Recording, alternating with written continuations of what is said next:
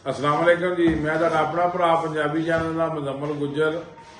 अल्लाह के घर उम्मीद है मैनू कि मैनू सुनने वाले देखने वाले सारे भैन भरा ठीक होणगे। बड़े दुख नाल 2 दिन मैं वीडियो नहीं पा सकिया। सोशल मीडिया ते पढ़िया, कुछ चीज़ां देखियां ते जिहड़ा साडा देश है ना पंजाब, साडे पाकिस्तान का सूबा, ये बहुत जरखेज आ। इसकी धरती भी जरखेज है, बंदे भी जरखेज आ। ये पंजाब जो इकट्ठा होंदा सीगा ना, हिंदुस्तान पाकिस्तान चढ़दा लहिंदा पंजाब, ते पंजाब की धरती बड़ी दरखेज आ। बड़े दरखेज पुत जम्मे ने, बड़े बड़े शाह सवार जम्मे इस धरती ने। ते गोरे ने यही देख के पाड़ पाई सी कि इस धरती में वंडदे हो, उधरला करदे हो तो पाकिस्तान करता, इधरला करता इंडिया करता। हुण फिर उही काम शुरू हो रहा। सोशल मीडिया ते पढ़ते पे आ।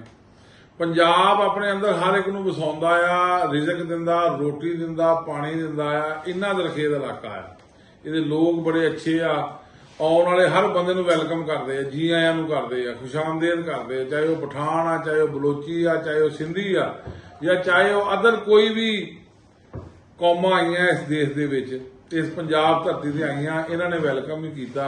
चाहे पाकिस्तान बनने तो पहला मुखतलिफ अदवार आए, मुगल भी आए, अफगानीए भी आए, उज़बक भी आए। पंजाब ने हर एक नूं अपने अंदर समा लिया।